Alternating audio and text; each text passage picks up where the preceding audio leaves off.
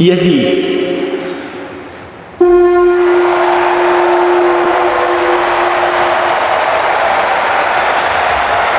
ایک ایسا نام جس سے ہماری ذہن میں مختلف قسم کے سوالات پیدا ہوتے،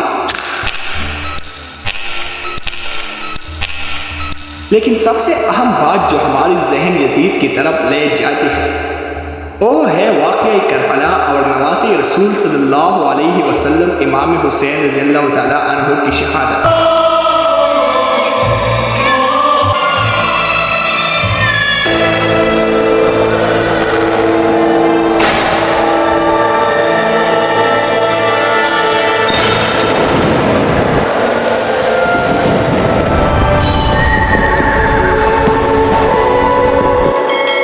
اسی کے ساتھ ساتھ مدینہ میں قتل و غارت، خانہ کعبہ کو جلانا اور بہت سے مسلمانوں کو شہید کرنا۔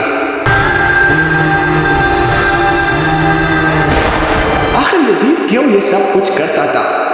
ناظرین، یزید کا پیدائشی نام یزید بن معاویہ بن ابی سفیان تھا۔ وہ یزید بن ابو سفیان کی اولاد میں سے تھے جو عبداللہ بن عبد المطلب کی اولاد میں سے تھے۔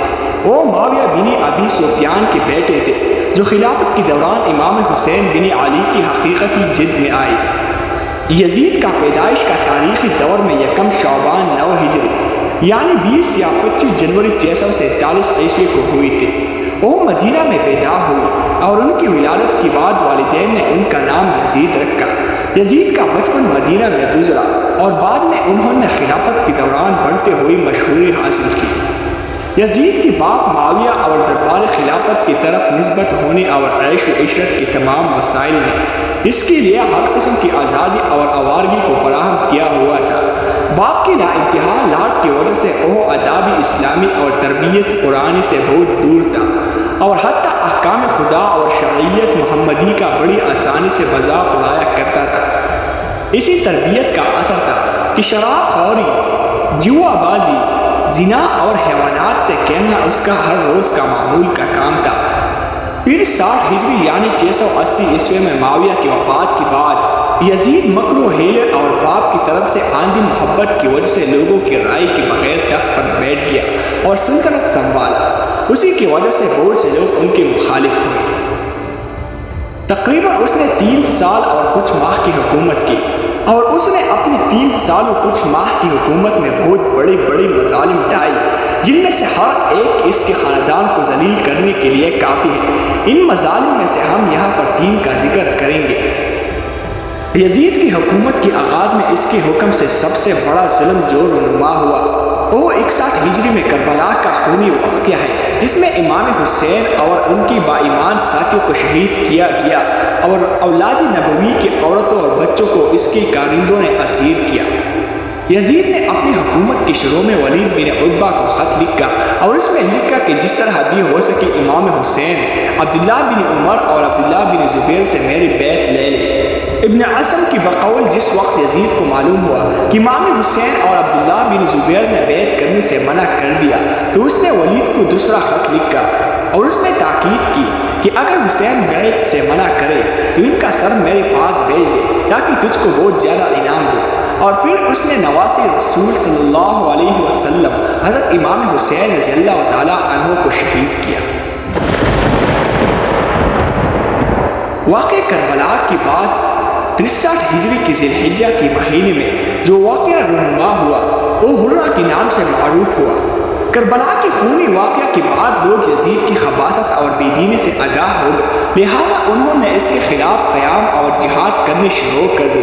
عبداللہ بن حنظلہ غسیل الملائکہ اور دوسرے صاحب نفوذ لوگوں نے مدینہ میں خونی انقلاب برپا کرنی شروع کر دی۔ مدینہ کے لوگوں نے پہلے عبداللہ بن حنظلہ سے جان و موت کی بازی پر بیعت کی اور پھر عثمان بن محمد بن ابو سفیان والی مدینہ کو باہر نکالا۔ بنی امیہ مروان بن حکم کے گھر میں جمع ہو گئی اور ان کو وہیں پر قید کر دیا۔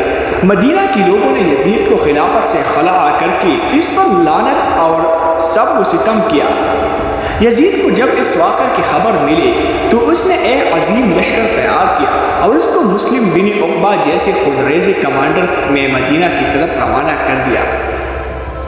اس خونخوار کمانڈر نے مدینہ کا محاصرہ کرنے کے بعد ان کے قیام کو ختم کر دیا اور مدینہ کے لوگوں کا خون بہانا شروع کیا اور اس شہر میں بہت زیادہ لوگوں کو قتل کر دیا۔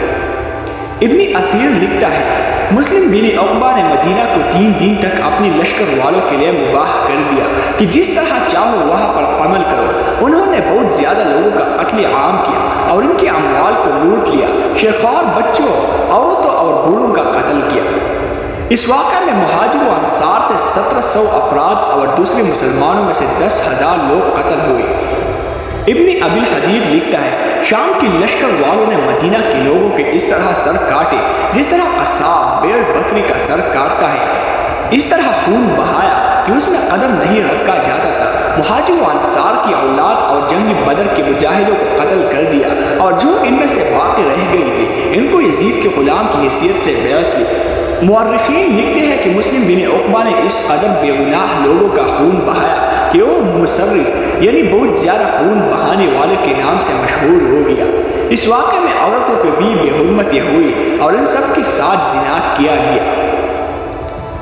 اسی کے بعد یزید کا لشکر مدینہ کو غارت کرنے کے بعد عبداللہ بن زبیر سے جنگ کرنے کے لیے مکہ کی طرف چلا۔ مسلم بن عقبہ راستے ہی میں ہلاک ہو گیا۔ اس نے مرتے وقت یزید کی سفارش کی بنا پر حسین بن نمیر کو لشکر کا کمانڈر بنا دیا۔ شام کی لشکر نے مکہ کا محاصرہ کر لیا اور ابن زبیر نے مسجد الحرام میں پناہ لے لی تھی، اس پر حملہ کیا۔